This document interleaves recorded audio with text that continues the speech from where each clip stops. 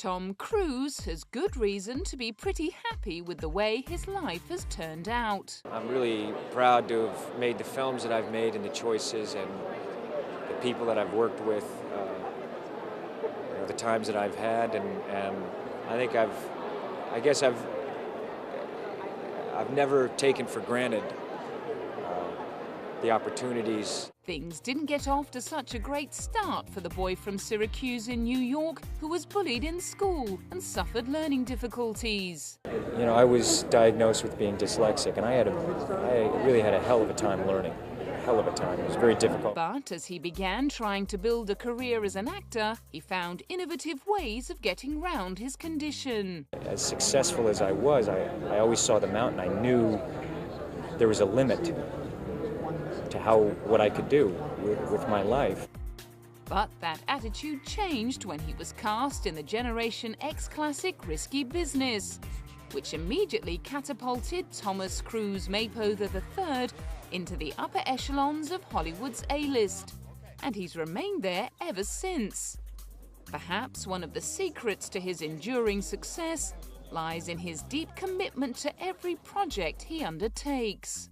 I've always felt responsible that if I'm going to make a movie, I want everybody to win. You know, I want the actors to win, I want the studio to win, that's always my hope. And that attitude has paid incredible dividends. Since breaking the seal with Top Gun in 1986, only 6 of his films have failed to bring in more than $100 million at the box office. After 20 years at the top, Tom proved he was still Hollywood's biggest box office star in 2006 by pulling in a massive paycheck of $100 million for just one film. The $100 million figure for Tom Cruise, that's from War of the Worlds. And Tom Cruise is such a huge star these days that not only does he make a really nice salary up front, but he also gets a big portion of the profits of the movies he makes. So because War of the Worlds did so well, he made about $100 million from that movie alone. Not that Tom would say it's ever been about the money. You know, when you look at the career, I've always played very different characters. You know, they've all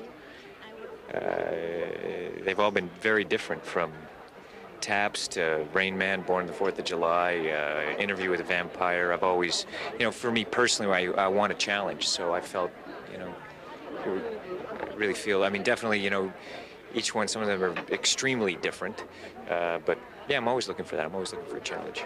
Back in 1996, he was on a mission to prove himself as a bona fide action star in the first installment of the Mission Impossible franchise. It's a picture that you go back the second time, and I appreciate even more that, you know, I've seen it probably about 15, 20 times now, but and that's the kind of movie that I wanted to make with this. It's something that, you know, we're very careful in designing the picture in every shot so that it's, you know, when you see it again, you see how everything makes sense. The same year, his transformation from cold-blooded sports agent to loving husband and friend in Jerry Maguire earned him his first Oscar nomination. I don't know. I really have no idea about that. I love making movies, and everything else is just kind of happens. But it's nice to be nominated. It's always a lot of fun. At the London premiere of the film, his wife was just happy that there were plenty of distractions to keep Tom's mind off the big night. Well, it's actually good because we're over here and we're not caught up in any of the hype, and we're just working, and it sort of is keeps you very grounded, you know. So he's so concentrated on what he's doing now that almost seems so far away. In the end, he lost out to Jeffrey Rush for his performance as David Helfgott in Shine. Tom scored another nomination 2 years later for his supporting role as a misogynist motivational speaker in Magnolia. But his biggest challenge in the lead-up to the new millennium was undoubtedly starring alongside Nicole in Stanley Kubrick's last film, Eyes Wide Shut. And, to have the opportunity to work with him just alone was unbelievable to me. And then to be able to share that with my wife and have the two of us go through this experience together is something that I will carry on for the rest of my life as a dream that came true. Working with the director of classics like A Clockwork Orange and The Shining, who'd gained a reputation for putting his actors through the mill, turned out to be as much pleasure as pain.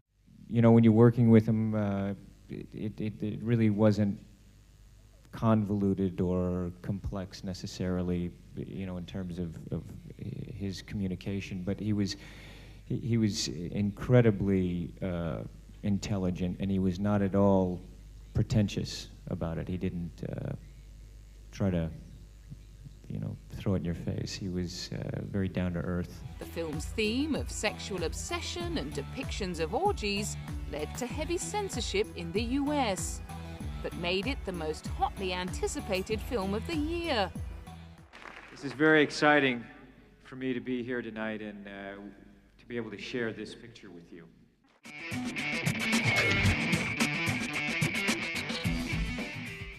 In 2001, after his divorce from Nicole Kidman, Tom promoted Vanilla Sky, the film that had introduced him to his next real-life romantic partner, Penelope Cruz.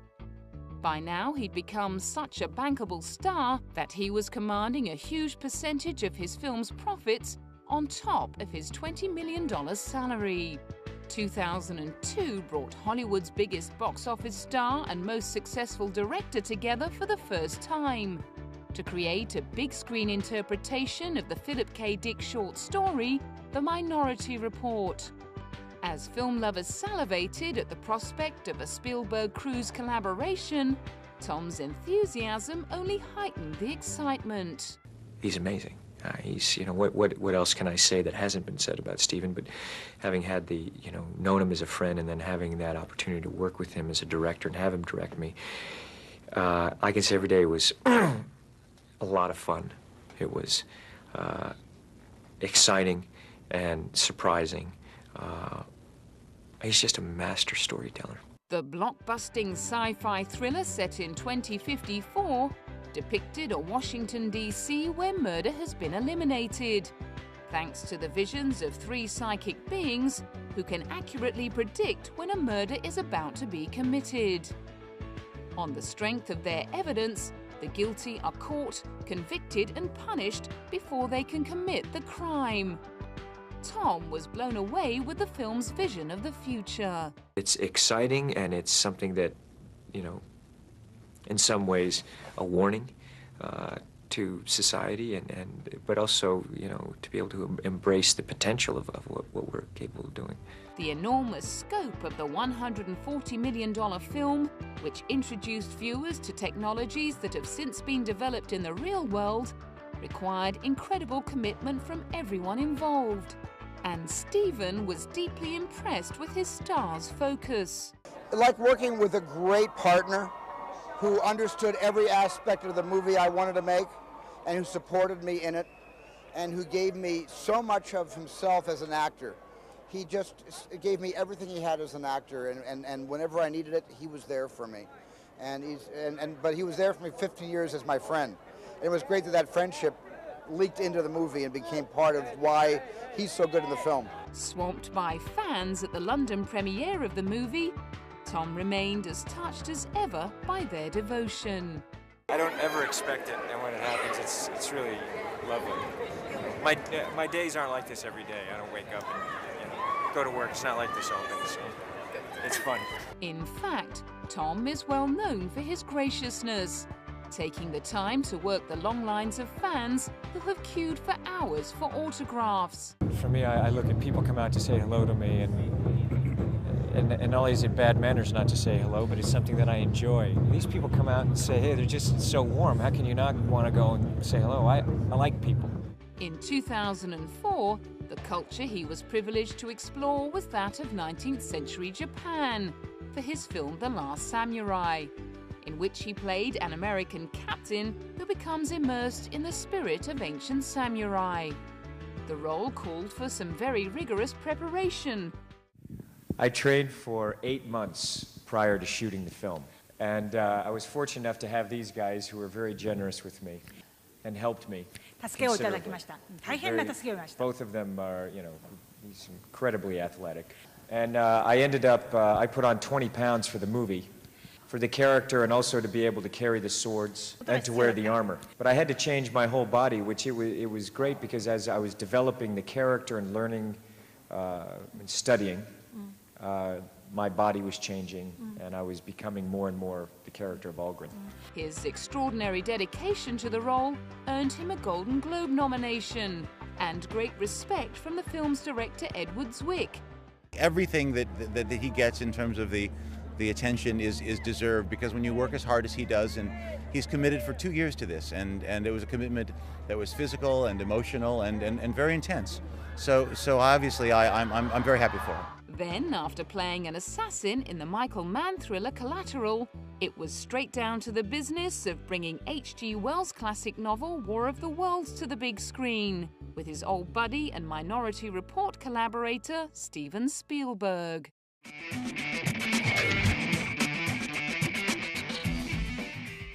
Despite the scale of War of the Worlds, Steven's decision to tell the apocalyptic tale from the point of view of one family made it intensely personal. We always thought of it as the smallest, biggest film because it's this epic scope, but it's really about this family and the journey of this family, and it's told from a subjective point of view. So it's an incredibly engaging film. Audiences agreed. War of the Worlds, which also starred 11-year-old Dakota Fanning as Tom's daughter, went on to earn nearly $600 million at the box office. It served as a great warm-up to the reprisal of perhaps the most famous role of Tom's career, that of Ethan Hunt in the hugely successful Mission Impossible franchise. The third installment, which brought J.J. Abrams on board as director, was largely shot in Shanghai. As usual, Tom insisted on doing all of the film's stunts himself. These stunts I trained specifically for this movie. When I was doing War of the Worlds, when I was shooting War of the Worlds, I was training for Mission 3. Wow, that early? You had to. I've been training over a year for some of the stunts that I had to do. That's unbelievable. Even when you see the stunt in Shatang, I mean, there's a jump that I had to make. It was about an 8-foot jump onto a little railing, and I had to land like that. You know, if you turn an ankle, or you could break your knee. Right. Wow. The water just wouldn't have been good. He got to take a well-earned break from danger in his next role as a Republican senator in the terrorist drama Lion for Lambs in 2007, and gave Tom the chance to work with two legends of cinema. You're going to walk away with your interpretation. It's a picture about raising awareness and raising responsibility. And it's also, for me as an actor, I get to work with Robert Redford and be directed by Robert Redford and work with Meryl Streep. He also had a great time on the set of his next film, a Ben Stiller comedy that also starred Jack Black and Robert Downey Jr. Tropic Thunder gave Tom the chance to let his hair down and play a hot-headed studio executive, complete with fat suit, bald head and fake hands, before focusing on the task of playing the leader of a failed plot to kill Adolf Hitler during World War II. But despite the serious nature of the subject matter in The Valkyrie, his co-stars insisted Tom was plenty of fun on set. I mean, I had a lot of fun with him. We had a few dancing lessons, and I couldn't stop laughing. I pissed my pants, like, almost. I mean, really, I have a big mouth now, but when I first met him, I blushed like for 2 minutes non-stop. It was really, it came from my neck. It was not charming anymore, but he took it all away. He was really the sweetest, most supportive colleague you could think of. Well, I mean, he's modest in that regard. I mean, but so am I. But I mean, he certainly likes company. He's a very gregarious guy. Since then, he's thrown himself back into the action with rom-com queen Cameron Diaz in Night and Day. And according to critics, he's got a few more action man roles left in him yet. There will be a time where he doesn't look as boyish and youthful as he does now, and where he'll have to start considering taking roles that are a little bit more middle-aged man roles. I think he is lucky. He's got a couple more years before he has to worry about that.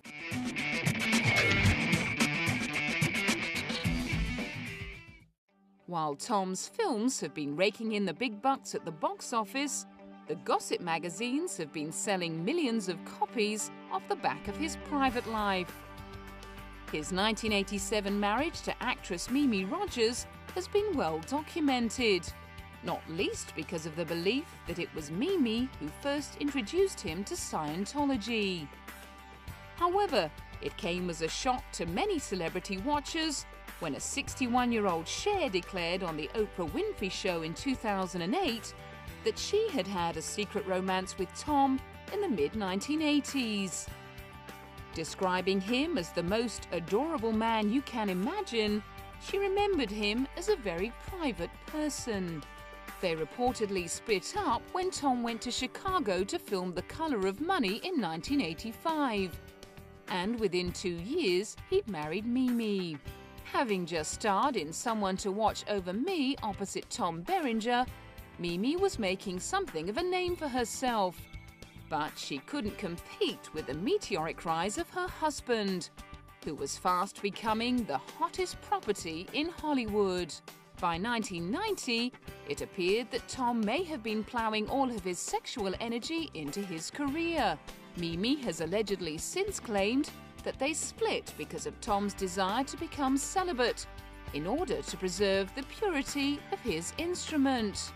Whether he maintained that purity after meeting Nicole Kidman on the set of their film Days of Thunder later in the year is a matter of conjecture.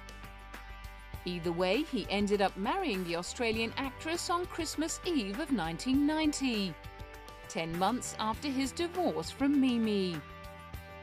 They went on to enjoy a decade-long reign as Hollywood's #1 power couple, regularly appearing at each other's premieres. For the two of us, we're both very supportive of each other, so you really get excited when the other one is doing something that they love doing. Despite all the kissing and hand-holding, they had to endure endless speculation about the legitimacy of their relationship and Tom's sexuality. The fact that their 2 children, Connor and Isabella, were adopted did nothing to quell the rumours. Tom and Nicole's attempts to stop tongues wagging resulted in a libel case against a British tabloid that claimed their marriage was a sham to cover up his and quite possibly her homosexuality. They won the case and were awarded around £100,000 each in damages after years of rumours and gossip. When they starred together in the 1999 erotic thriller Eyes Wide Shut, audiences couldn't wait to see for themselves whether they exuded any heat between the sheets. In the end, it was hard to say, because although the film in which they played husband and wife was about sex, it wasn't intended to be sexy in its exploration of their characters' sexual dysfunctions. I mean, the film is about sex, but it's about so many other things as well, and I think that it got blown out of proportion, actually. Well, there's sex in it. I don't necessarily think it's about sex. It's about sexual obsession and relationships and, you know, the dynamic of marriage and... It turned out to be a moot point anyway, as another year later, just 10 days before their 10th anniversary, came the surprise announcement that Tom was divorcing Nicole. And while Nicole was reportedly still reeling from the shock of the sudden split, Tom had already moved on to his next high-profile relationship with his Vanilla Sky co-star, Penelope Cruz. Despite their conflicting work schedules, Tom was determined to remain in constant close contact with the Spanish actress. I mean, we're not away from each other that much, you know. There's moments, you know, a couple weeks here and there, but, you know, I have kids and family, and, you know, there's a telephone and there's fax, and it's really wonderful, actually. New to the international spotlight, poor Penelope was finding all the scrutiny of her love life rather overwhelming. You can find a way to protect yourself and to have your private life, and without that you have nothing. So of course you manage and find a way, and sometimes it's difficult, but you can do it. When the end of the line came in early 2004, Tom's publicist claimed that the relationship had simply run its course and that they were still good friends. That left Tom on the hunt for his next red carpet romance. By the time it arrived in the shape of Dawson Creek starlet Katie Holmes, Tom had lost all semblance of the private person Cher had fallen for 20 years earlier. Something magnificent has happened to me, and something extraordinary. And it's something that I'm so happy I can't restrain myself. That's how I feel. You know, she's really an extraordinary woman, and I'm really, really happy. Within a year, Katie had given birth to Tom's first natural child, Suri, and they were married before an A-list encrusted crowd outside Rome. Since then, Tom has been sticking as close to Katie as their nickname Tomcat suggests. On her 30th birthday, he was preparing to leap up on stage after her performance in the Broadway play All My Sons and surprise her with a birthday cake. So I also worked out with John Lithgow and the cast. They're going to come on tonight and get the whole audience to sing her happy birthday. And I had ordered another cake for her tonight, so they're going to bring that on stage. Yeah, it's nice. It's fun. While some gossip columnists have labelled Tom's close attentions touching, others have painted him as a controlling husband, determined to indoctrinate Katie into his beloved religion of Scientology.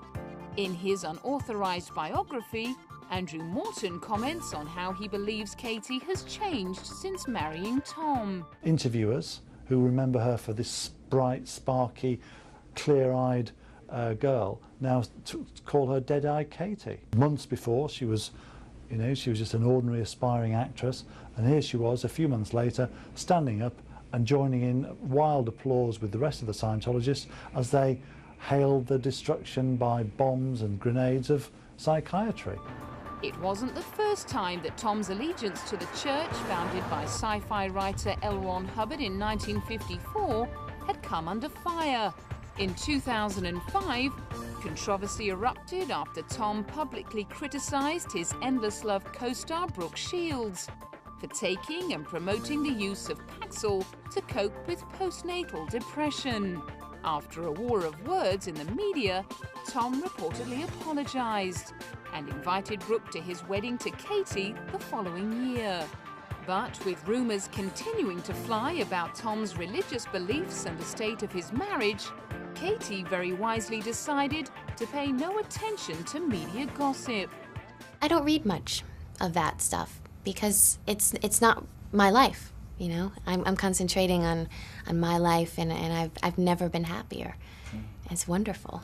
And of course, after 25 years in the spotlight, her husband has long since learned to turn a blind eye to what is written about him in the press. No, you know what, you just look at it, and when they go far off, then you sue, and, you know, just certain things you don't pay attention to, and, you know, mostly you just have to go on and live your life. You can't give it too much attention, and, you know, what are you going to do?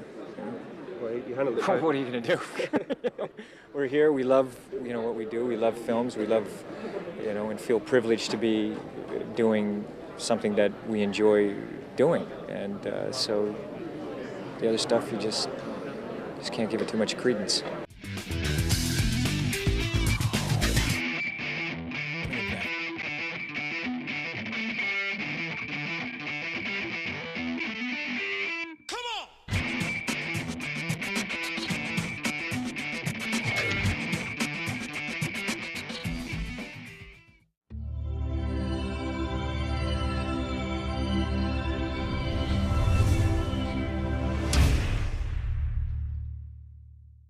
Proud to have made the films that I've made and the choices and the people that I've worked with, you know, the times that I've had, and I think I've never taken for granted the opportunities. Things didn't get off to such a great start for the boy from Syracuse in New York who was bullied in school and suffered learning difficulties. You know, I was diagnosed with being dyslexic, and I really had a hell of a time learning. A hell of a time. It was very difficult. But as he began trying to build a career as an actor, he found innovative ways of getting round his condition. As successful. That's always my hope. And that attitude has paid incredible dividends. Since breaking the seal with Top Gun in 1986, only 6 of his films have failed to bring in more than $100 million at the box office. After 20 years at the top, Tom proved he was still Hollywood's biggest box office star in 2006 by pulling in a massive paycheck of $100 million for just one film. The $100 million figure for Tom Cruise, that's from War of the Worlds. And Tom Cruise is such a huge star these days that not only does he make a really nice salary up front, but he also gets a... As I was, I always saw the mountain. I knew there was a limit to what I could do with my life. But that attitude changed when he was cast in the Generation X classic Risky Business, which immediately catapulted Thomas Cruise Maypother III into the upper echelons of Hollywood's A-list, and he's remained there ever since. Perhaps one of the secrets to his enduring success lies in his deep commitment to every project he undertakes. I've always felt responsible that if I'm going to make a movie, I want everybody to win. You know, I want the actors to win, I want the studio to win, I want